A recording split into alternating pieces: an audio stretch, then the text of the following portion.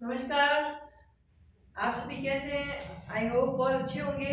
आप आज हम पाठ 4 भारत की लोक कला को पढ़ेंगे। हमने पाठ 3 में क्या पढ़ा था? श्रृंगार पढ़ा, उसके बाद रासलीला पढ़ा और उसके साथ साथ क्या पढ़ा हमने? जैन लघु चित्र जो कि ताड़पत्रों पर बनाए जाते थे। आज हम भारत की लोक कला, भारत की लोक कला क्या है? लोक कला क्या होती है? लोक कला के शब्द से क्या अभिप्राय है? लोक प्लस कला।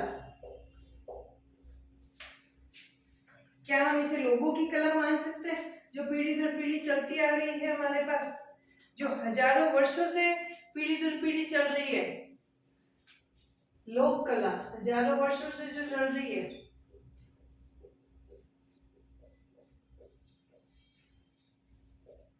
चली आ रही है। और उसके बाद इसका जो कुछ प्रारूप हमें कहां से मिलता है? कुछ प्रारूप हमें सिंधु घाटी सभ्यता से मिलता है। कैसे बताइए? मिट्टी के बर्तन सिंधु घाटी सभ्यता में बनाते थे। उसके बाद जो हमारे पूर्वज हुए उन्होंने भी तो उस सभ्यता से कुछ सीखा होगा और खुद ने भी मिट्टी के बर्तन बनाना शुरू कर दिए। कांसे की मूर्तियां थी, जब हमने सिंधु घाटी सभ्यता से देखी, वहां से कुछ प्राप्त हुए, तो हमारे भी बुजुर्गों ने बनाना शुरू कर दिया, पूर्वज ने बनाना शुरू कर दिया। तो वो क्या है? हमारी पीढ़ी दर पीढ़ी कला चल रही है। राजस्थानी मांडने, राजस्थानी मांडने गांव के हर क्षेत्र में बनाए जाते हैं। कौन बनाता है? वहां की महिलाएं बनाती है। तो ये क्या है? हमारी भारत की लोक कला है जो पीढ़ी दर पीढ़ी चलती आ रही है, वो कहीं गुम नहीं हुई है। क्यों? क्योंकि हमारे बुजुर्ग हमारे साथ रहते हैं और वो हमें उस लोक कला को सीखने के लिए प्रेरित करते हैं और वही लोक कला हम आगे से आगे अपने आगे आने वाली पीढ़ियों को बताते हैं। लोक कला में धर्म, संप्रदाय तथा विश्वास का संगम दिखाई देता है। धर्म कैसे? एक पीढ़ी से दूसरी पीढ़ी, फिर संप्रदाय और विश्वास का संगम के पूर्वजों को ये विश्वास है कि अगर हम कुछ लोक कला शुरुआत कर रहे हैं तो ये आगे से आगे हमारे जो आने वाली पीढ़ियां हैं उसको जीवित रखेगी और उसको आगे से आगे बढ़ाएगी, समाप्त नहीं करेगी। तो यहाँ पे हमारा क्या है? धर्म, संप्रदाय और विश्वास का संगम दिखाई देता है। कहाँ पर? भारतीय लोक कला पर, जो हमारी हजारों वर्षों से चलती आ रही है। फिर कलाकार के निजी जीवन इसकी सीधा वास्ता है। कलाकार जो भी अपने घर में बनाएगा वो अपने बच्चों को जरूर सिखाएगा और वही बच्चे हमारी जो लोक कला है उसको आगे बढ़ाने में सहायता करते हैं। फिर ये लोक कलाकार ग्रामीण भारतीय कला और शिल्प कला संबंधी आवश्यकताओं की पूर्ति भी करते हैं। जो हमारी रोजी रोटी है वो कहाँ से आती है? लोक कला से आती है। लोक कला में क्या, अगर मिट्टी के बर्तन बना रहे हैं तो मिट्टी के बर्तन क्या करेंगे? हम घर में थोड़ी ना रखेंगे, उसको बेचने के लिए भी, अपनी रोजी रोटी कमाने के लिए भी वो एक साधन बन जाता है। तो हमारी जो भारतीय लोक कला है वो रोजगार का भी विकास करती है, रोजगार में भी सहायता देती है। जो भी ग्रामीण परिवार होते हैं, शहरी परिवार होते हैं, वो इन लोक कलाओं का आदर करते हैं, सम्मान करते हैं और उन लोक कला को विकसित करने के लिए, आगे से आगे बढ़ाने के लिए अपने आप को पूर्ण उसमें समाहित करते हैं। आज मिट्टी के बर्तन है, मिट्टी के बर्तनों में हम मटकी रखते हैं, घर में सभी चीजें रखते हैं, तो वो क्या है? हमारी लोक कला है। अगर हम मिट्टी के बर्तन नहीं रखेंगे तो क्या ग्रामीण परिवारों को रोजगार मिलेगा? नहीं। वो बनाकर बेचते हैं तभी उनके परिवारों को रोजगार मिलता है, रोजी रोटी मिलती है। तो ये एक शिल्प ज्ञान है जो कि हजारों वर्षों से चला आ रहा है। इसके बाद ये कितने तरह का होता है? ये मुख्य रूप से 3 प्रारूप होते हैं इसके। 3 प्रारूप होते हैं इसके।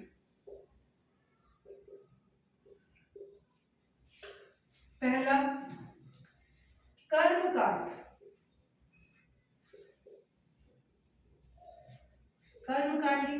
दूसरा आता है हमारा उपयोगितावादी,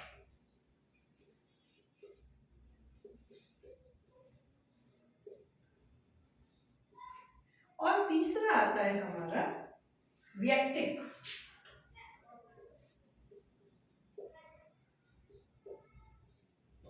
व्यक्तिक, तो ये इसके 3 प्रारूप हो गए लोक कला के। लोगों से आई हुई कला, पीढ़ी दर पीढ़ी चलने वाली कला, लोक कला। अब कर्मकांडी लोक कला भी कई प्रकार की होती है, जैसे पिछवाई। अब देखो इसी के ही हम रूप पढ़ेंगे।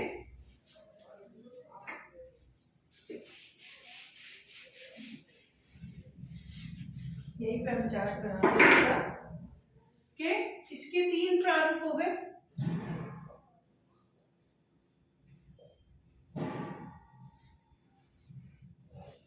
कर्मकांडी,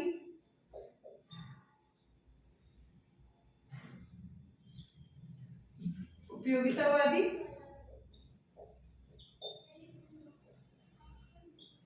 और हमारा हो जाएगा व्यक्तिक। ठीक है, ये 3 हो गए। अब इसमें कर्मकांडी जो है, इसमें कौन से आएंगे? कर्मकांडी में आ जाते हैं पिछवाई,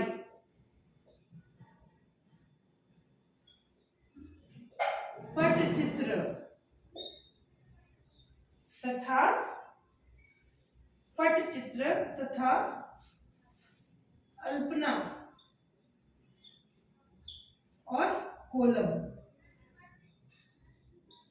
देखिए ये सारे आते हैं हमारे कर्मकांडी में। उसके बाद उपयोगितावादी में कौन सी आती है?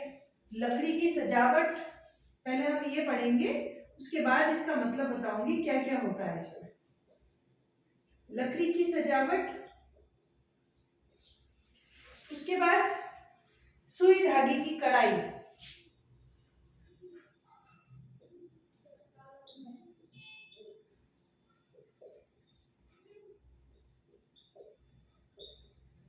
कढ़ाई का वर्क, फिर मिट्टी के बर्तन,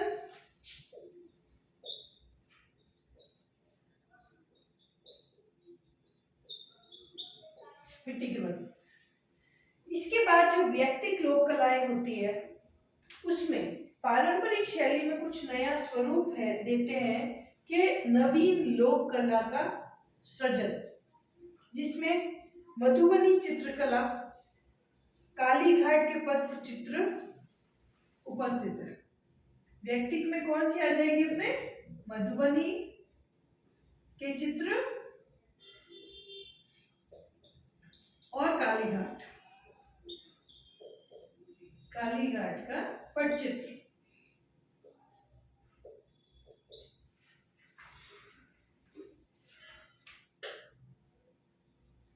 कालीघाट के पटचित्र। ठीक है, अभी मैं बताती हूँ आपको कि अब देखिए पिछवाई क्या होती है। आप ठाकुर जी के मंदिर जाते हैं, ठाकुर जी के मंदिर में जो नाथद्वारा में उपस्थित है, वहां पर जो काले कपड़े पर राधा कृष्ण की जो चित्र बनाए जाते हैं, उसको हम पिछवाई बोलते हैं, जो ठाकुर जी के मंदिर में पीछे की तरफ लगाई जाती है साज सजावट के लिए। उसके बाद अल्पना।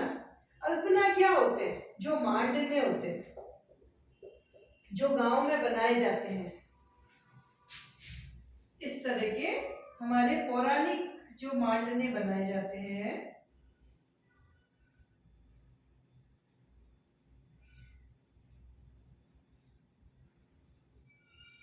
इसको हम क्या बोलेंगे? अल्पना। फिर कोलम। कोलम चावल के आटे से बनाया जाता है, उसको भी हम, अल्पना का ही स्वरूप है वो, बट अल्पना में हम गेरू और सफेद का इस्तेमाल करते हैं तथा कोलम में हम चावल के आटे का इस्तेमाल करते हैं। उसके बाद उपयोगितावादी। उपयोगितावादी में क्या होता है, लकड़ी की सजावट, सुई धागे का कढ़ाई और मिट्टी के बर्तन। तो अब इसमें क्या हो जाएगा कि ये उपयोगिता के लिए है मिट्टी के बर्तन। कर्मकांडी था वो सिर्फ सजावट का सामान था, सजावट का सामान था। उसके बाद जो उपयोगितावादी है ये हमें रोजगार भी प्राप्त कराता है। अभी मैंने आपको बताया था रोजगार की भी प्राप्त कराता है और प्लस उपयोग में भी ले सकते हैं हम इसे। फिर व्यक्तिक चित्र, व्यक्तिक चित्र क्या होते हैं, मधुबनी का चित्र है, जैसे काली घाट का पटचित्र है। तो मधुबनी में जितने भी हमारे मनुष्य हैं, पशु हैं, पक्षी हैं, उसको एक सुंदर तरीके से एक पेपर पे चित्रित किया जाता है। उस चित्र को हम मधुबनी का चित्र कहेंगे। उसके बाद काली घाट का चित्र, जो बहुत सुंदर तरीके से काली घाट को उस पर पेपर पे बनाया गया है, काली घाट का दृश्य दिखाया गया। तो ये सारे चित्र हमारे व्यक्तिक हो जाते हैं, जो व्यक्ति से संबंधित हो।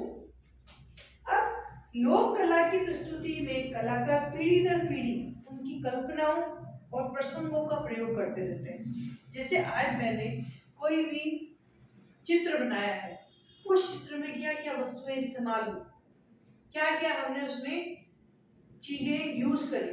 मांडना है तो मांडने में क्या यूज किया, मैंने गेरू बनाया, गेरू को पहले पानी में भिगोया, उसके बाद उसको बनाने के लिए रुई का इस्तेमाल किया। और जब मेरे पास व्हाइट कलर नहीं है, सफेद कलर नहीं है, तो मैं क्या करूंगी, चूने का प्रयोग करूंगी, चूने से हमारा सफेद कलर बनेगा।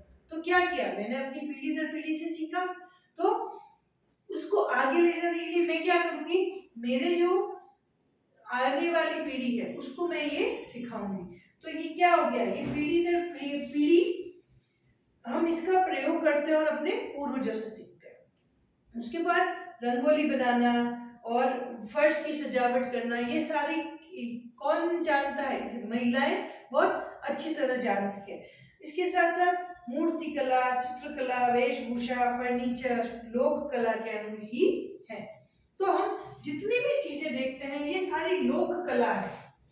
हम कहीं भी देखते हैं, अगर एक महिला अपने चद्दरों को काट कर उसका एक पेंटिंग बना देती है सुंदर सा, और उसमें सफेद धागे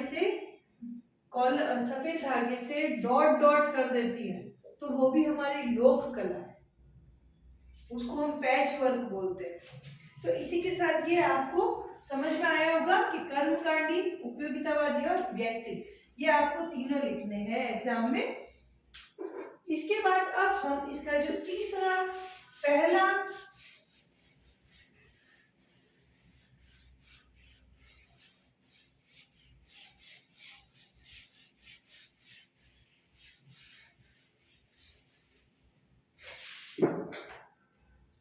अब आपको बहुत अच्छी तरह समझ में आ गया आपको कि लोक कला क्या होता है। अब हम इसी पार्ट का पहला जो अक्षर है कॉलम,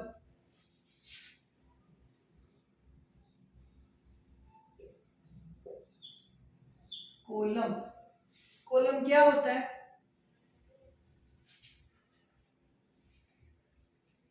इसके बारे में पढ़ेंगे हम। ये हमारे यहाँ पे पॉइंट्स तैयार होंगे वापस कि कोलम क्या है। हर भाग में फर्श की सजावट का प्रचलन है, सब जगह हम डिजाइन बनाते हैं फर्श पे, हर तीज त्योहार पे तो अलग अलग विधि से बनाया जाता है। जैसे हमारे यहाँ कैसे रंगोली बनानी है, तो रंगोली किससे बनाएंगे हम, रंगों से, सूखे जो कलर होते हैं उससे बनाएंगे।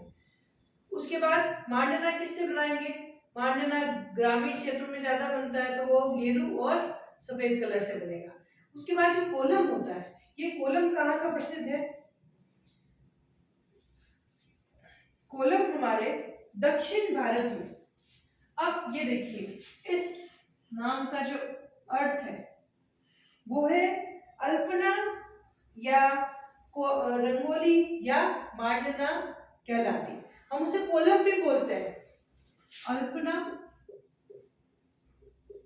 मांडना या रंगोली। इसका जो चौथा नाम आ जाता है ये है कोलम। ठीक है, तो इसकी हम क्या लाइन लिखेंगे कि कहीं पर भी अल्पना, रंगोली, कोलम, सांजी एवं मांडना जो कि महिलाएं घर की अलग अलग विधियों के द्वारा अपने फर्श को सजाने के लिए उपयोग में लेती है, उसी को ही कोलम भी बोला जाता है। फिर ये कहाँ का प्रसिद्ध है? ये दक्षिण भारत,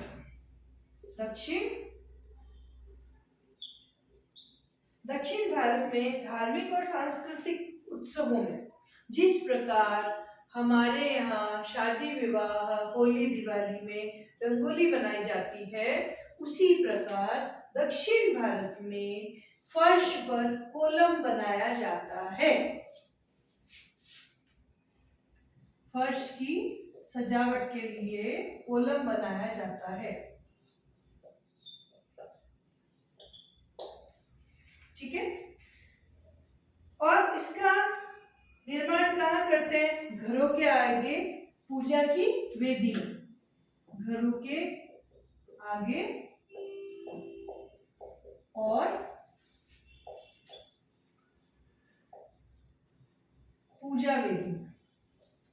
जब भी पूजा होती है तो हम बाजोट रखने से पहले फर्श पर मांडना, रंगोलियां बनाते हैं या कोलम बनाते हैं दक्षिण भारत में, उसके बाद उसे रखा जाता है। इसको भाग्य और समृद्धि का प्रतीक माना जाता है। अब ये खास लाइन है कि ये क्यों बनाया जाता है, तो हम इसका उत्तर है हमारे पास कि भाग्य और समृद्धि के लिए बनाया जाता है।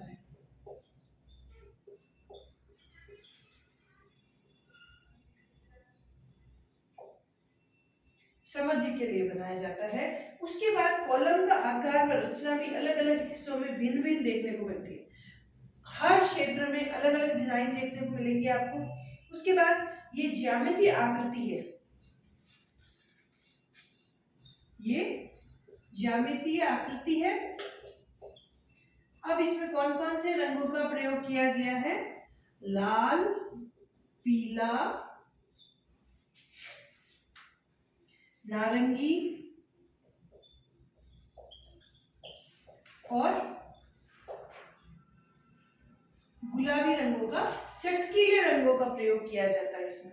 न कि काला, हरा, नीला, नहीं, लाल, पीला, नारंगी, गुलाबी, ऐसे चटकीले रंग लेते हैं। और ये कौन सी आकृति में बनाया जाता है? ज्यादातर ज्यामितीय आकृति में बनाया जाता है। फिर उसके बाद इसमें जो कलाकृति होती है वो स्वतंत्र होती है, उसमें कुछ भी बना सकते हैं। ठीक है ना, एक पर्टिकुलर ऐसे नहीं है कि हमें सिर्फ लाइंस ही बनानी है, नहीं, हम इसमें अच्छे अच्छे पशु पक्षियों का और लैम्प के पत्ते, नारियल के पेड़ आदि का भी प्रयोग किया जाता है। और इसको कैसे बनाया जाता है, अब ये देखिए आप, इसको कोई भी आकार में बनाया जाता है। ठीक है, और इसके लिए नारियल के पेड़ और पत्तों और लैम्प का भी इस्तेमाल किया जाता है। अब इसके लिए एक फर्श को पानी पर गीला करते हैं, फर्श को पानी से गीला करते हैं। अगर आपका प्रश्न आए कि कोलम कैसे बनाया जाता है, तो आपको ये वाली लाइन लिखनी है कि फर्श को पानी से गीला करते हैं, फिर सीलन बना कर दिया जाता है,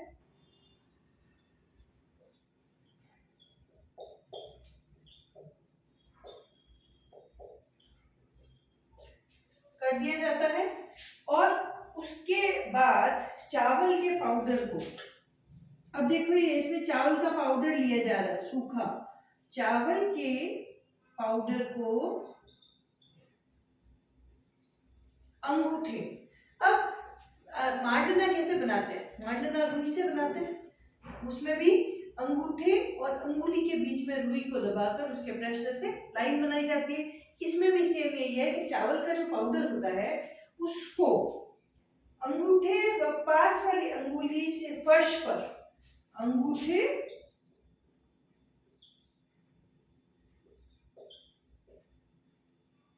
व पास वाली अंगुली, समझ रहे हैं? ऐसे अंगुले, ये अंगुली, ये छोटी वाली और ये अंगूठा, इसके पास वाली इसको साथ साथ फर्श पर चलाया जाता है जिस प्रकार से डिजाइन होती है उसकी। फिर उसका पूर्व निर्धारित जो आकार में घिराया जाता है उसको, लाइक जैसे मैंने सर्कल बना दिया, तो अब इसके सर्कल के साथ साथ मैं इसको चावल के पाउडर को इसमें डालूंगी, तो ये एक क्या करेगा, एक कोलम का आकार ग्रहण कर लेगा, कोलम का आकार ग्रहण कर लेगा। इनमें प्रयोग किए जाने वाले पदार्थ व संकेत ग्रामीण जीवन के अभिन्न अंग होते हैं। जैसे इसमें हम क्या क्या बना सकते हैं, इसमें हम सूर्य चंद्रमा बना दिया इन्होंने, मुख्य है सूर्य चंद्रमा, उसके बाद पशु आकृतियां बना दी, उसके बाद कुछ सीधी लाइनें बना दी, खड़ी लाइनें बना दी, तो इस तरीके से ये कॉलम हमारा तैयार हो जाता है। अब इसके साथ साथ अब इसी पार्ट का अगला जो हमारा टॉपिक है वो है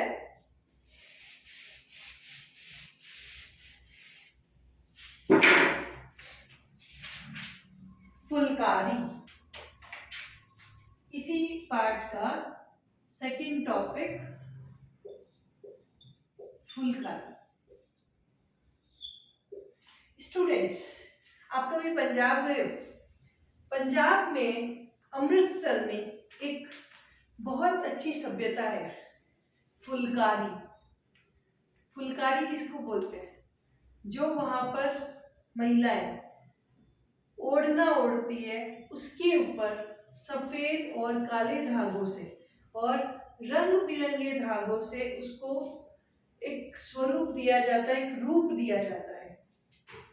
उसके साथ साथ उसमें जितने भी हमारी बचे हुए कपड़े होते हैं, उस कपड़ों को पैच वर्क कट कर करके, देखिए ये लाइक दुपट्टा है, इस दुपट्टे में ये मैंने अगर फूल बनाया नहीं है, किसी कपड़े पे कट करके इसमें सील दिया है यहां से ऐसे। उसके बाद एक और आकृति बनाई, ये मैंने ग्रीन कपड़े से बना दिया।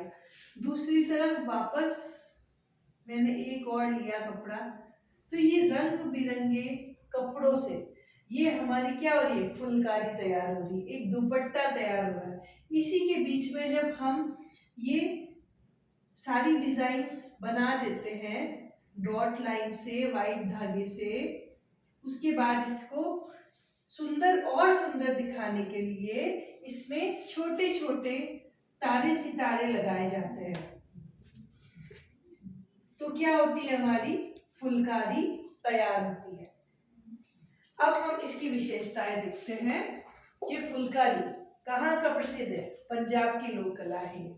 किसकी? पंजाब। उसके बाद ये महिलाओं द्वारा बनाई जाती है। किसके द्वारा? महिलाओं द्वारा। अब देखना, सिर्फ सुनना कि महिला कलाकारों द्वारा ऐसे कपड़े पर किया जाता है जो सिर ढकने, पहनने, चद्दर बिछाने, बिस्तर ओढ़ने, कपड़े पर कढ़ाई के माध्यम से उकेरा जाता है। तो हम क्या इसकी विशेषता देख सकते हैं कि फुलकारी को कपड़े पर एक कढ़ाई के माध्यम से उकेरा जाता है या बनाया जाता है। किसके माध्यम से? कढ़ाई के माध्यम से।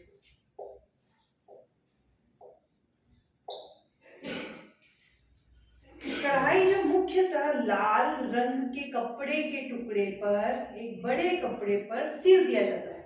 सपोज ये मेरा लाल कपड़ा है, लाल कपड़ा है पूरा। अब इस पे क्या करूंगी मैं, ऑरेंज कलर के फूल बना दिए, येलो कलर के फूल बना दिए, हरी कलर की पत्तियां बना दी।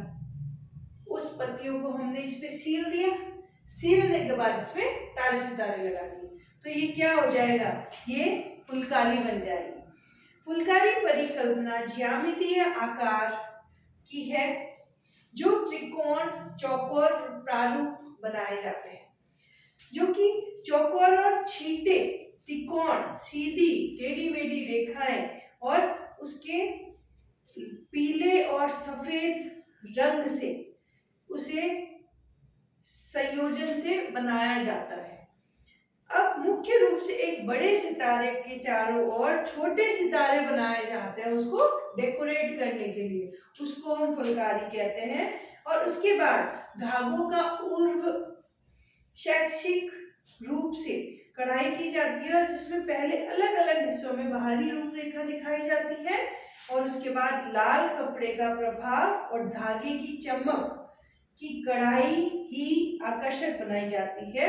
और ये सेम जो हमने उस समय किसमें पढ़ा था, वैयक्तिक लोक कला में, जो कालीघाट के जो पट्टचित्र है उसमें कंथा कढ़ाई, देखो कालीघाट,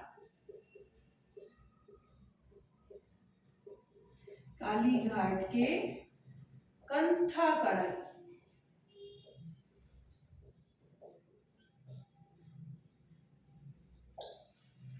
कंथा कढ़ाई की स्पष्ट झलक है। मतलब वो कहां से आया होगा, कालीघाट से आया होगा ऑब्वियसली, फुलकारी। समझ में आया मित्रों, समझ में आया स्टूडेंट्स। अब हम इसी का ही आगे एक पार्ट पढ़ेंगे, कढ़ाई। ये हमने अभी फुलकारी पढ़ी, फुलकारी भी किसके माध्यम से होती थी, कढ़ाई के माध्यम से ही होती थी। और रंग बिरंगे कपड़ों को एक लाल रंग के कपड़े पर सजाया जाता था, अलग अलग आकृतियां दी जाती थी, ज्यामितीय, त्रिकोण, फूल, पत्तियां, और उसके बाद उसको सफेद धागे से पिरोया जाता था। उसमें सफेद धागे का और काले धागों से डॉटेड लाइन में भी इस्तेमाल किया जाता था, ताकि क्या वो सुंदर बन जाए। वो एक दुपट्टा हो सकता है, एक चादर हो सकती है, और उसके बाद बिस्तर हो सकते हैं, ओढ़ने वाला हो सकता है। तो कढ़ाई के माध्यम से ही फुलकारी को बनाया जाता था। अब हम जो हमारा तीसरा टॉपिक है, अभी मैंने एक नाम लिया था कंथा कढ़ाई, कंथा कढ़ाई, कालीघाट के पट्टचित्र, कंथा कढ़ाई, ये किसकी है, बंगाल की है, बंगाल। उसके बाद ये किस में देखने को मिलती है हमें, किस पर बनाई जाती है, इसमें हमारा उत्तर होगा रजाइयां, शादी चटाइयां,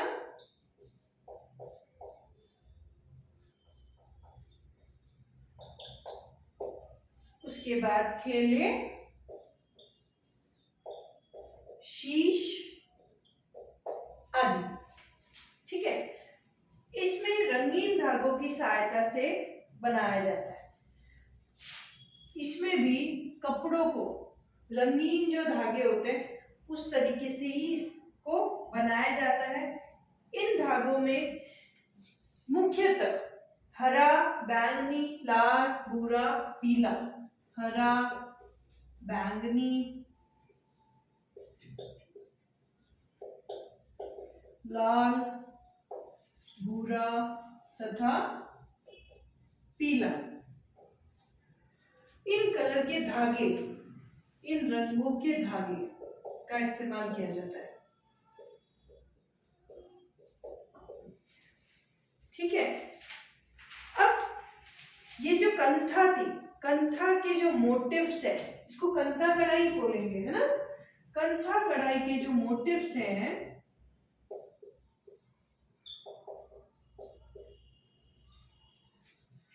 मोटिव्स किसको बोलेंगे हम? जो हमारी फूल पत्तियां होती है उसको मोटिव्स बोलते हैं।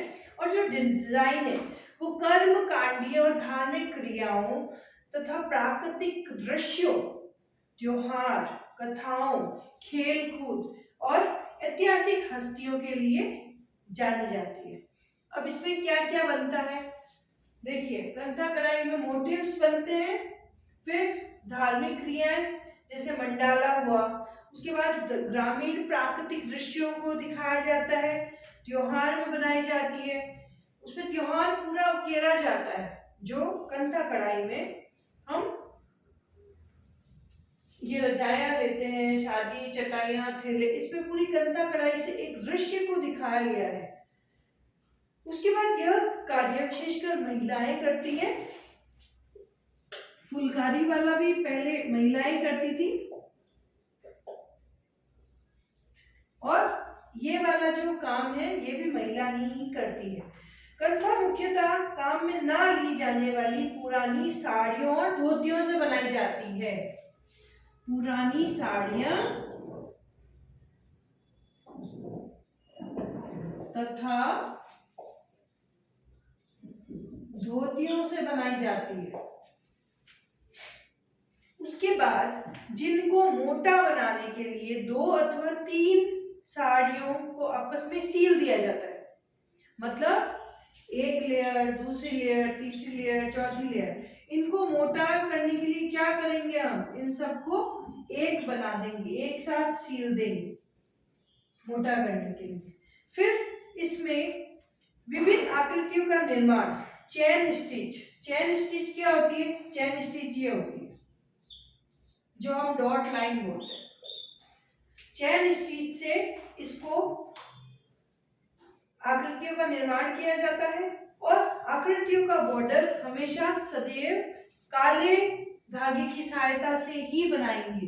इन सभी मोटिव्स में तो रंग बिरंगे धागों का इस्तेमाल करेंगे, बट जो उसका लास्ट जो है वो काले धागे के साथ ही आउटलाइन होगा।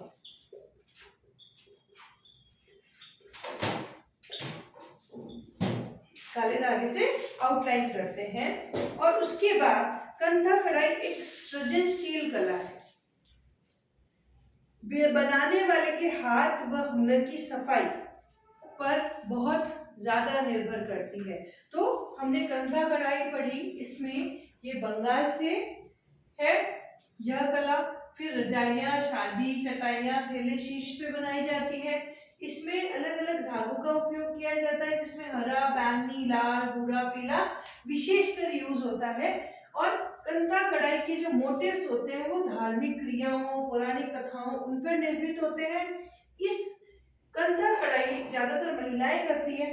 इसमें पुरानी साड़ियों और धोतियों को 4 लेयर में रखा जाता है और 4 लेयर को एक लेयर में बनाया जाता है। एक ही पूरा उसको समेट के बनाया जाता है उसको मोटाई देने के लिए। उसके बाद लास्ट में जब पूरा ये कार्य हो जाता है इन रंग बिरंगे धागों से, उसको आउटलाइन देने के लिए चेन स्टिच, ये चेन स्टिच होती है। ये चेन स्टिच का काम इसको काले धागों से किया जाता है। तो इसी के साथ साथ हमारा पार्ट 4 यही समाप्त होता है। धन्यवाद दोस्तों।